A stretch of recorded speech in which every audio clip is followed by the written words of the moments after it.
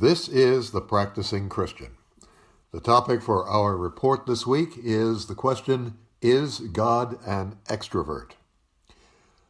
I think you know that all created things, including matter and energy, flesh and spirit, are, even at their most minute and basic levels, in motion. No atom or subatomic particles is ever still. So what is God made of? Tricky question. It can't be energy, since matter and energy are always convertible, one into the other. Both are created things. God is uncreated and is apparently made from nothing. But both God and we use realities that have neither matter nor energy, realities that are not made out of anything, like our minds, like time, and like mathematical objects. But God uses matter and energy as tools. However, God does have a descriptive definition of what He's made of. The Bible describes God as spirit, or as a spirit. God is spirit, and those who worship Him must worship in spirit and in truth. John 4:24. Spirit is the English translation of the Hebrew word ruach. Ruach, which can also mean wind or breath, refers not to the essence of spirit, what it's made of, but refers to its active power. And God does have personality. It's written of countless times.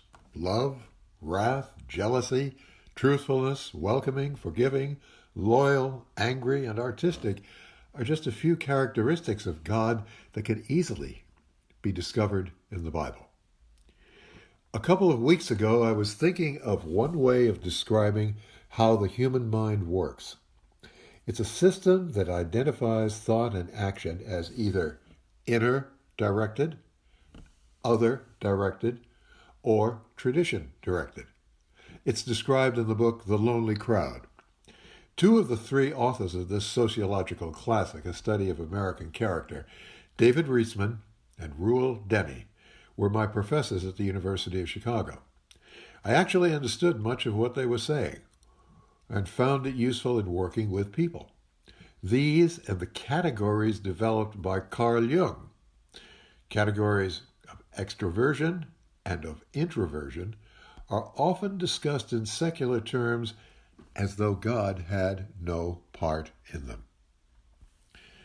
But if we examine how God works, we can come up with three ways that He acts, reflecting what is found in Reisman and in Jung's descriptions of people.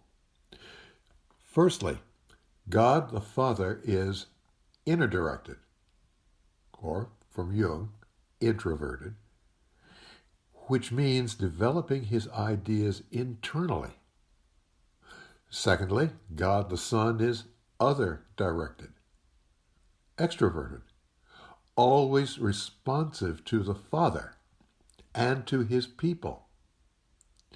And, for example, not my will be done, Luke 24:42. And thirdly, God the Spirit is a blend of both. You must be born again of water and the Spirit, John 3:57. And also of being tradition-directed, for God's entire holy history is directed to the future fulfillment of His past vision, the New Jerusalem, found in Revelation 21:2 and its following verses, and in Ezekiel and in Isaiah. If we are created in the image of God, that is, we are a mirror of Him, as we see in Genesis 1:27, then we mirror the triple directions of this Trinitarian God of ours, in whom all things that are yet to come have been in His mind since the beginning of time.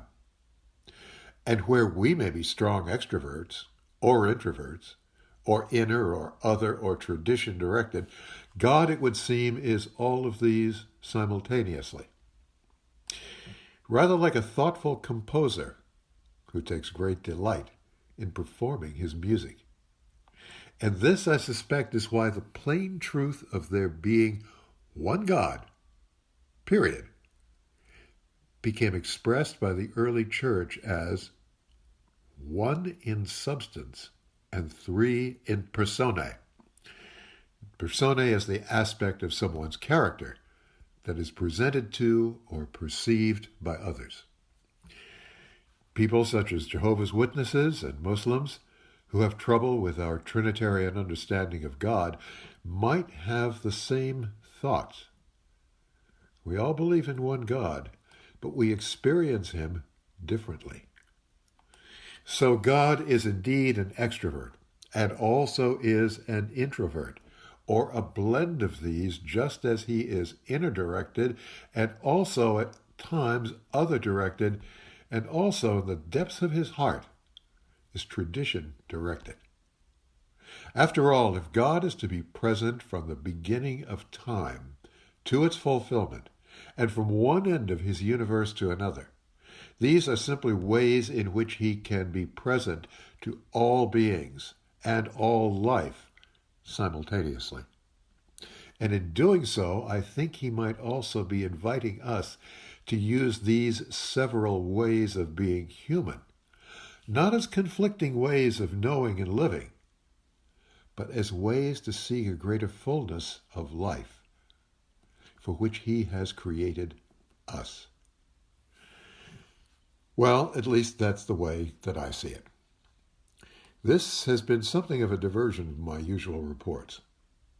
I hope it has been of some help in understanding not only God, but the magnificent diversity of responses and actions by his practicing Christians to what seems to be a single operating system which God has set up and which we are still learning to work with.